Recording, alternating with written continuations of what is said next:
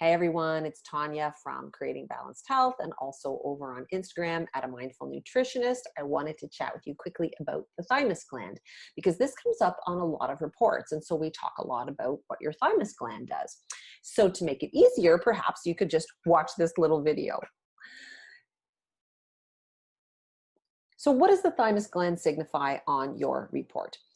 When we go over your report, you can see it come up as a significant stressor or maybe something that drives other systems down. What systems could it drive down? So the thymus is part of your immune system. It's really kind of foundational there, but it's also part of the lymph system. Now, if we talk about your immune system, that's a pretty amazing system. There's a lot of components to the immune system. So many, in fact, that when you read a book like Toxic, this book tends to be something that I refer people to when they're looking for resources. But this book, Toxic, which is called Heal Your Body from Mold Toxicity, Lyme Disease, Multiple Chemical Sensitivities, and Chronic Environmental Illness, it's really fascinating. But Neil Nathan, who wrote the book, says, practitioners will recommend that you boost your immunity, but what part of your immunity are you boosting? And that's because there are many parts to it. It's very dynamic. So we can have the lymph system, we can have bone marrow, tonsils, thymus, spleen, skin. That's a detox pathway. We can also have sinuses and gut.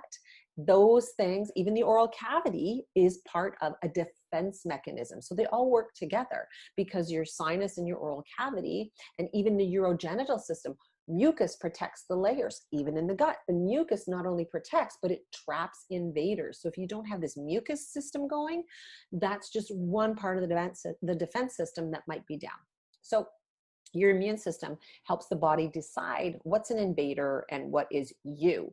And this is where things get a little mixed up with autoimmune conditions, because from a functional perspective, say the treatment of an organ or an area of the body that's under attack, whether it's a joint or a thyroid, this is where the immune system really is primary, but sometimes practitioners will treat the thyroid or the joint and call it a day with meds and surgery, and that's great. I mean, sometimes those things need to happen. Functional and bioenergetics ask, what's the root cause of this dysfunction? And we could call bone marrow and thymus pretty important because the bone marrow makes blood cells, including T and B cells, T and B lymphocytes. These T lymphocytes go to our thymus where they multiply. And all of this happens when we're younger and in puberty. Now your thymus is right here at your breastbone. It sits between your lungs. And as we age, it shrinks. When your thymus is in puberty, it's on a total roll, multiplying all the T cells we need, which is super, super cool. And it actually shrinks to the size it was at birth by age 40. As we age, not only does it shrink, but it gets replaced by fat and connective tissue. So why is that even significant?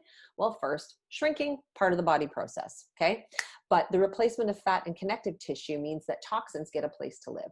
Toxins love fat. Our body has fat. It's in our nervous system. It is in our visceral area where it's protecting our organs, okay? Fat is a normal part of the body. One study I read listed very high amounts of pesticides, herbicides, and fungicides that are attracted not only to the thymus, but many other systems like endocrine and nervous system. So this is why the thymus, along with other areas of fatty tissue, can be very, very important as far as toxin holders. Animal studies also show that some heavy metals love the fat areas, and things like vanadium, which we scan for on the Balanced Health scan, will settle into tissues like the thymus. Now, if you go into my backyard, I guess you could say my lawn is a picture of my life. I have pets, I have kids, and I haven't used herbicides, pesticides in my backyard ever. I don't think ever. Because I learned early on when I was in dental hygiene school that there are so many hormone disruptors, including some of the things we have to use right now to disinfect clinical spaces. So my lawn does not look like a golf green, but my pets I know can put their feet on the lawn, and so can my children, which are now adults actually, without being harmed. And so just think about that. We can pull weeds. Weeds are unsightly, but who decided a weed was a weed anyway? And if you do a Balanced Health scan with us, please come book a report so we can chat a little bit more about how to decrease toxins in your body and in your life and in your household. All right? You have a great day.